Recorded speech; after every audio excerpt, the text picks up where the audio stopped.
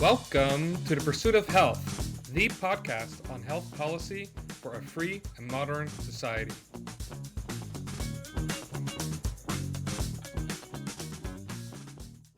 Welcome, everyone, to another episode of The Pursuit of Health. I'm your host, Rainer Schur, and joining me back on the show today is Jared Rhodes and Colleen Smith. Welcome back. Good to be here. Thanks, Ray. The corporate practice of medicine, otherwise known as CPOM, are state-based laws that either prohibit or severely restrict the role that corporations play in our healthcare. Now, CPOM laws have been in the news lately because it's the one way that physicians have been able to push back against the so-called corporate takeover of healthcare, especially from private equity. But do CPOM laws actually help empower physicians against private equity, or do they potentially even disarm them?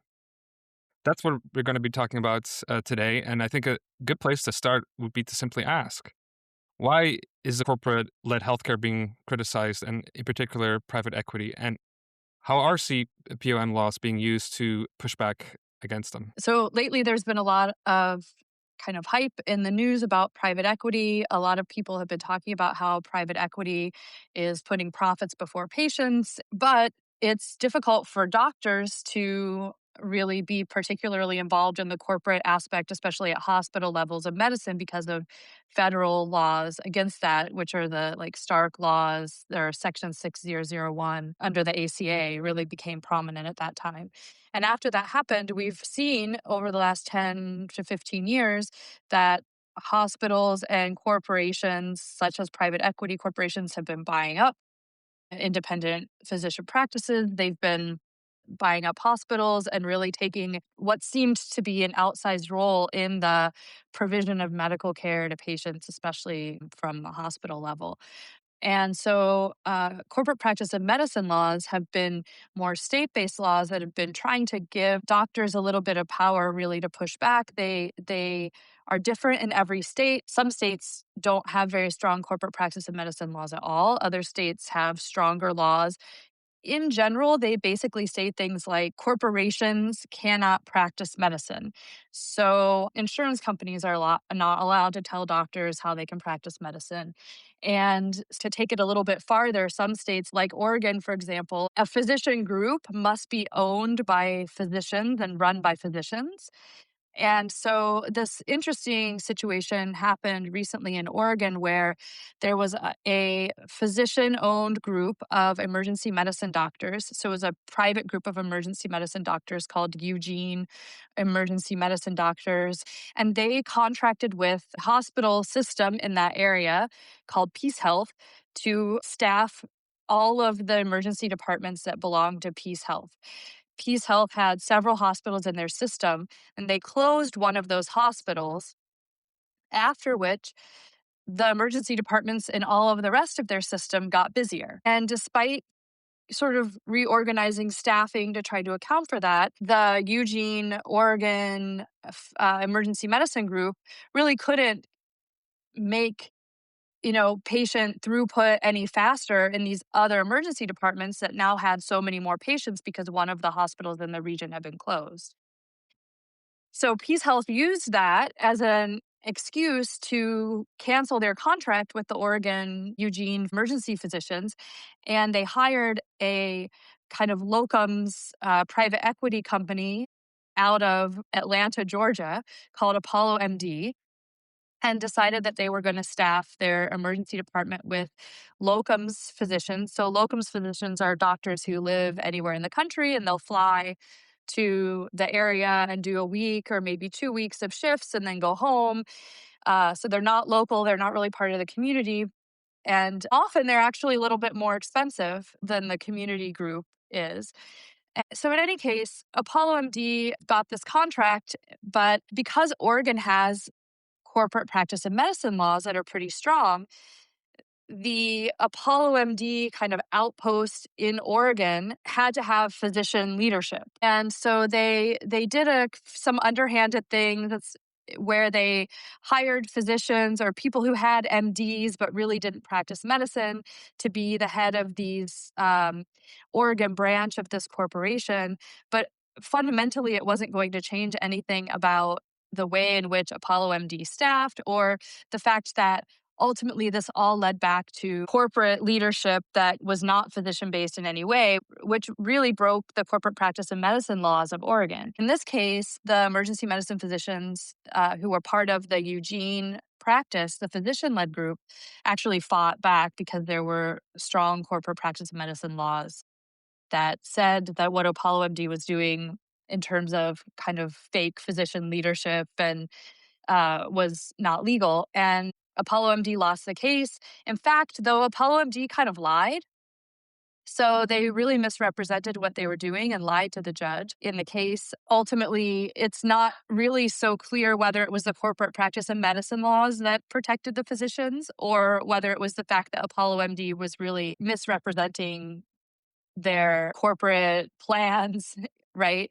That ultimately ended up allowing the Eugene, Oregon physicians to win the case. But it became this big thing, especially in emergency medicine. Emergency medicine doctors refused to take jobs with Apollo MD. They wouldn't work at that place.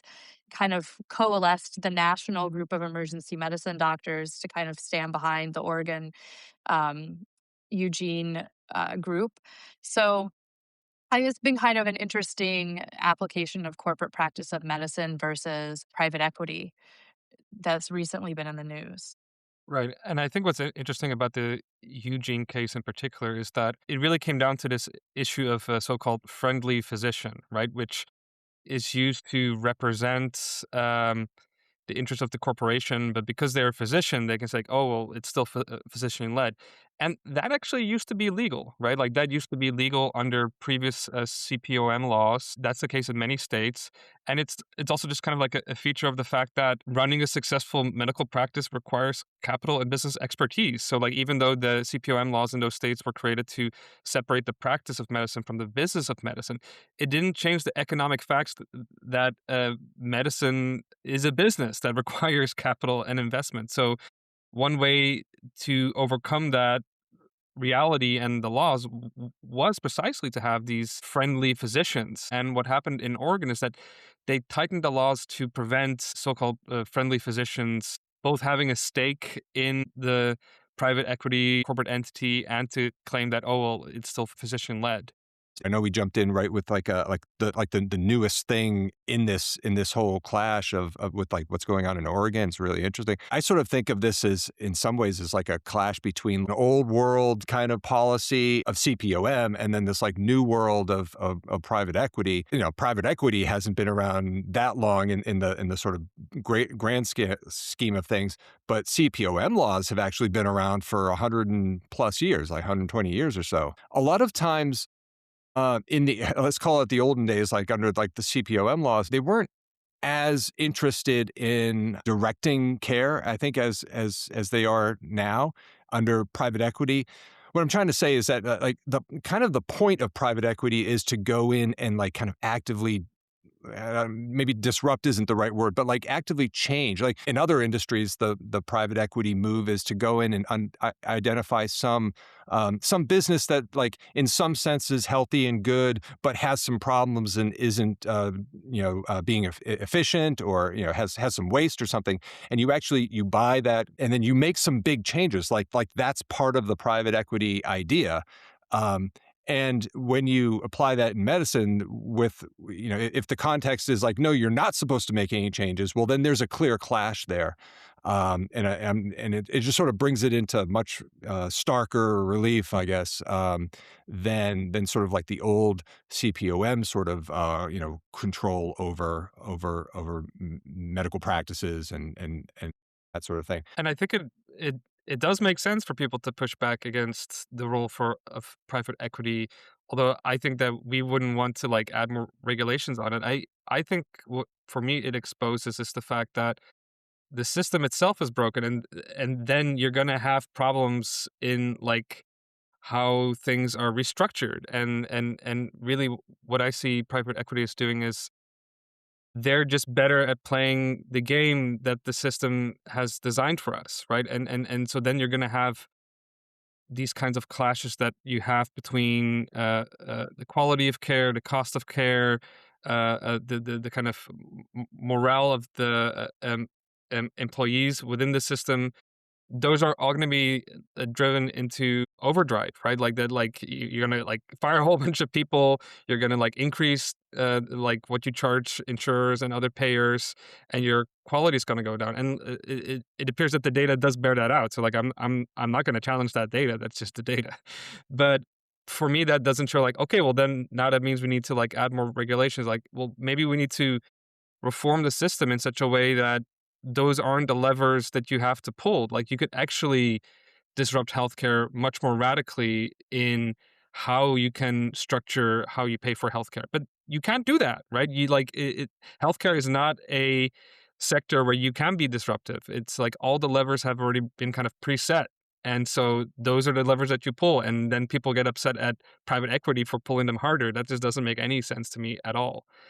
Um, and another angle here is that strengthening CPOM laws is also kind of strange because people uh, don't know this, and I didn't know this until quite recently. Big hospital systems are exempt from them, right? Which is which is necessary because big hospitals are big. They require a lot of capital. They require a lot of expertise to run, and so it's just not realistic to impose CPOM laws on big hospitals because, well, you're not going to have any hospitals then.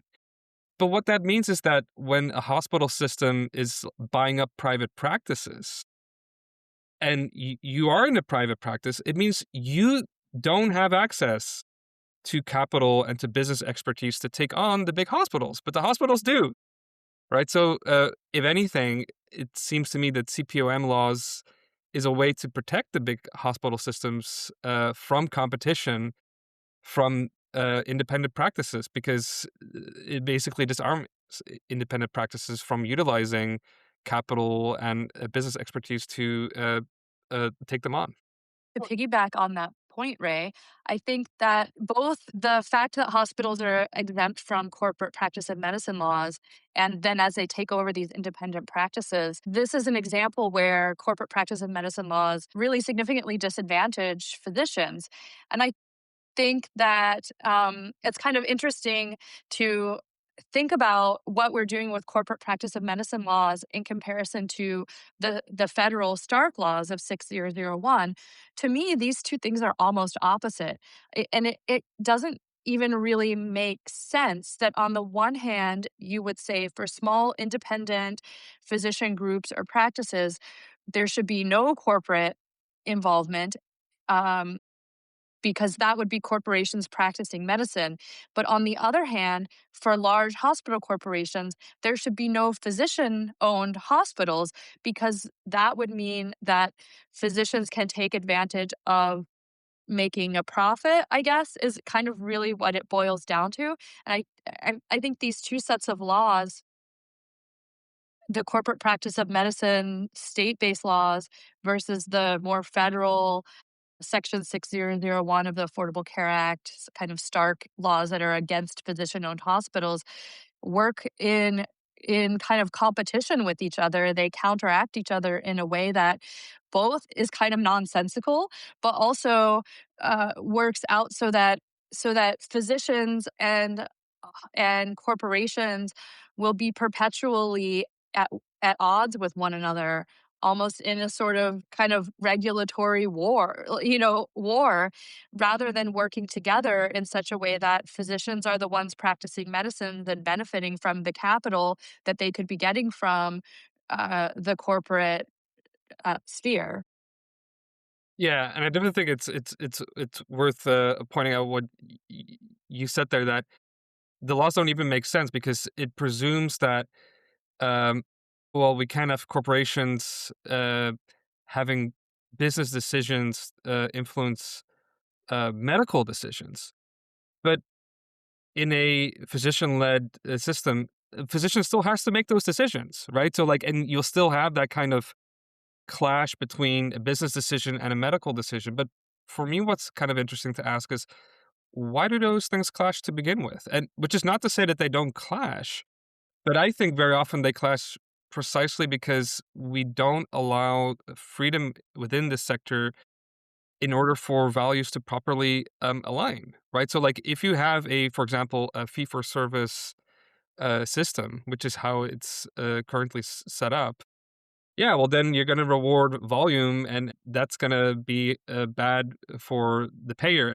To point to that and say like, oh, see, like it's the financial decisions that's driving over utilization. Like, no, it's the regulatory framework. And when we've had times when we had a little bit more freedom in the system, you get new models where people are able to align business decisions with good clinical decisions, like with the physician group practices, where what's being monetized is a patient's health.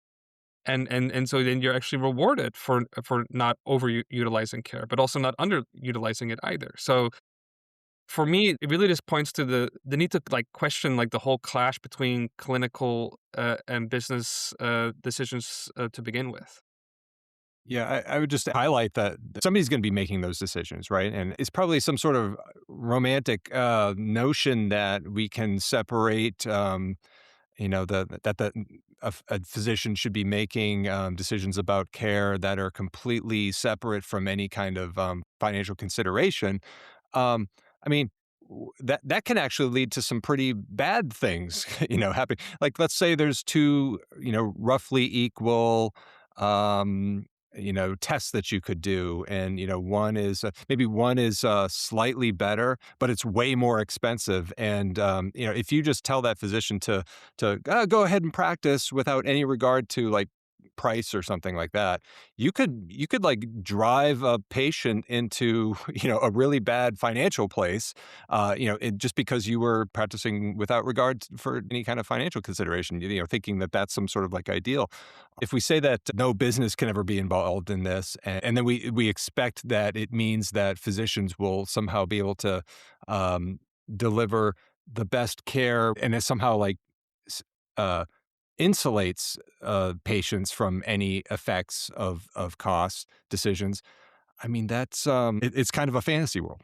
I don't know what to say other than that. I mean, we live in a world of trade offs and scarcity in some sense, and in the economic sense, and it's those decisions have to get made somehow. I think it's just a handy kind of evasion of that reality to put this kind of law in place, these sort of like CPOM laws, and then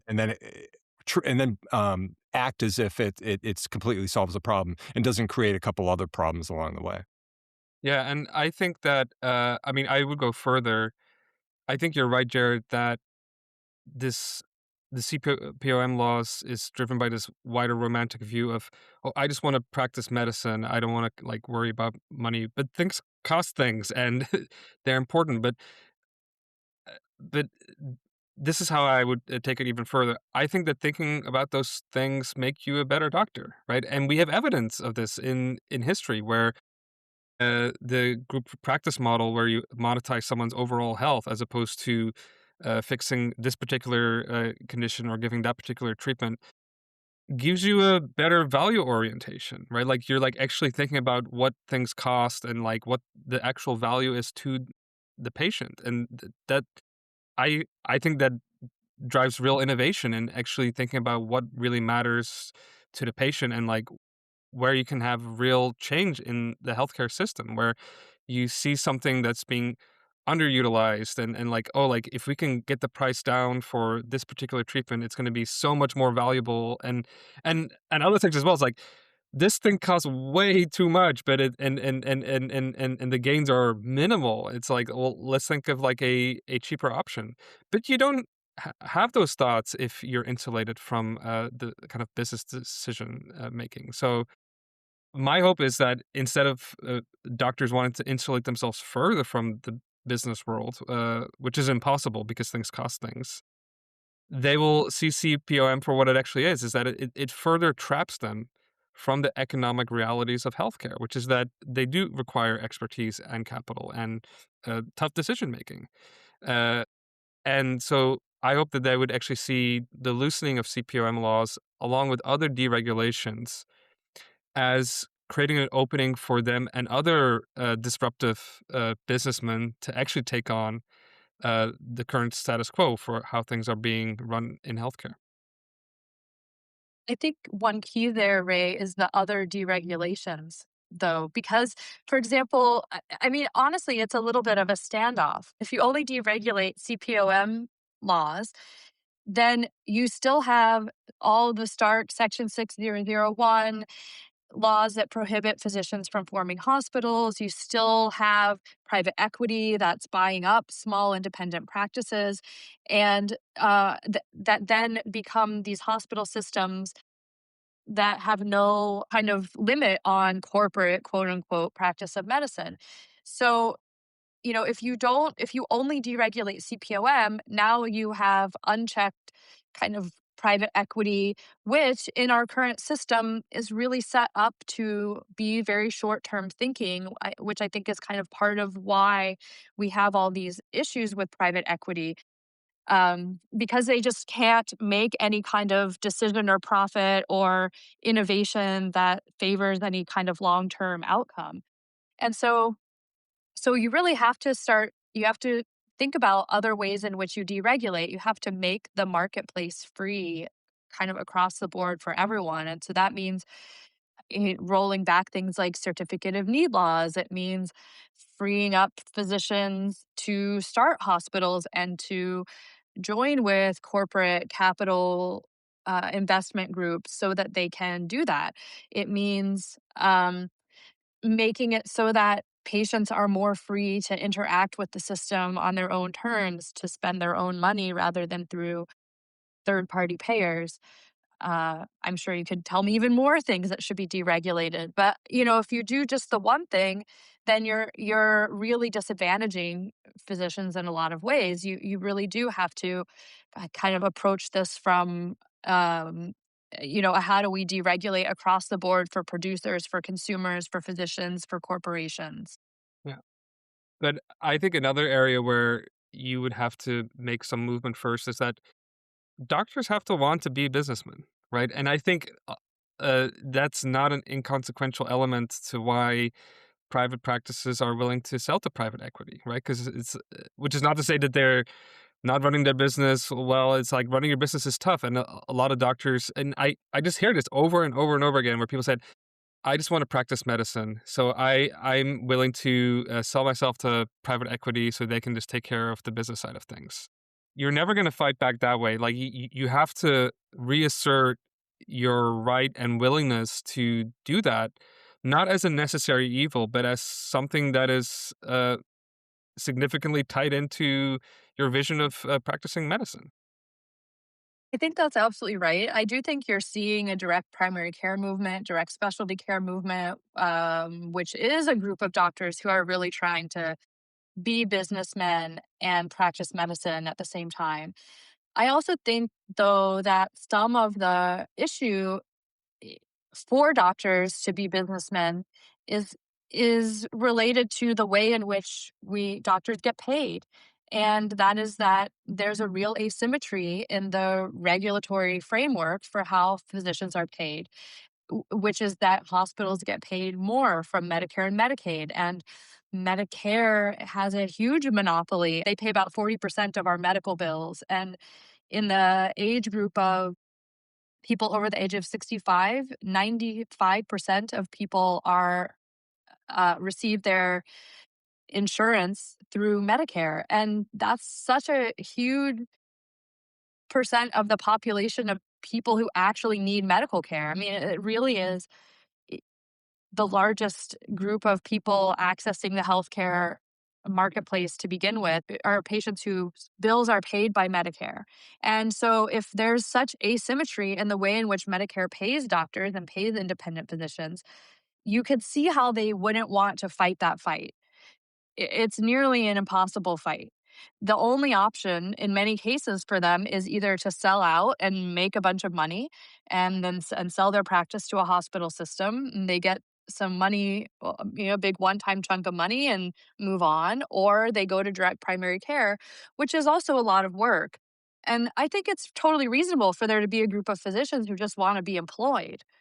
Um, it's just unfortunate that in the regulatory state that we're in, the way that things are, you don't have a lot of options to just be employed and also be able to make money. Yeah, and I think we need a lot of options. We need lots of different ways to in a modern world with so many different types of care that could be possible.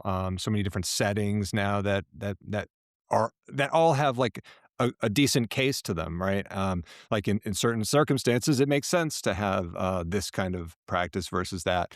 We have so many different more and more different specialties now, for instance. Like a lot of the ideas that kind of underpin the professional ethos, I think, of physicians trace back to this like kind of like 19th century and like kind of early 20th century setting where they wanted to be they in many ways they wanted to be against socialized medicine, but they were also very much against corporate medicine. And the one thing they could kind of agree on is that they wanted professional autonomy. And then even those who would split off and become, for instance, a company doctor, right? Like because that was a thing. That's sort of like a whole different topic. But they go work for like a railroad or something or a big manufacturing plant, and they'd be like the company doctor. Like they were almost shunned by their professional colleagues. It was a really interesting dynamic where there's this really old fashioned. I have no other word of maybe to use for it other than like to call it old fashioned. This view of that you have to be. I guess everybody wanted to be like the country doctor that just had the immediate. Um, Low capital, just an immediate direct connection with your patient, and the thing is that doesn't quite.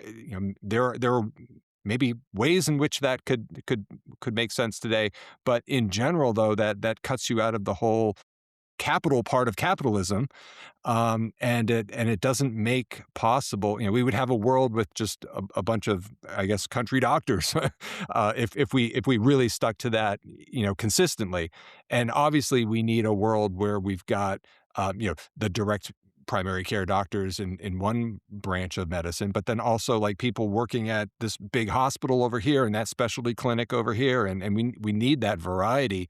And we're not going to get that variety if we are really, allowing physicians, I guess, to cling to that, through law and defend it through law and regulation, but, cling to that, I guess, what they think of as maybe an ideal, but I would challenge that it is. Yeah, and I mean, I definitely don't want to end this on like a too negative note where things seem insurmountable, but I definitely wouldn't put it on most physicians to try to change the system. Very often, the kind of change that's needed to change the system comes from a minority, and often kind of like a radicalized minority. And I think that those would be people that kind of see the fact that, well, okay, I don't like private equity, but making CPOM stronger, like, it's not like we can regulate ourselves into a better healthcare system, right? Where we actually have more professional autonomy, where that doesn't mean just simply being insulated from economic decisions, but empowered by them, right? And that kind of minority, I think, needs to work very hard and like show that it's possible for people to come up with new models that take on these established incumbents, not as a way to escape the system, but to create something new. And I think that's probably a good point to end on. And I would like to thank our audience, and till next time. Thank you. Thanks, Ray. To stay up to date, subscribe to our show from whatever podcast platform you are listening from. To support our show and the Center for Modern Health, you can make a tax-deductible donation at centerformodernhealth.org/support. Thank you for listening.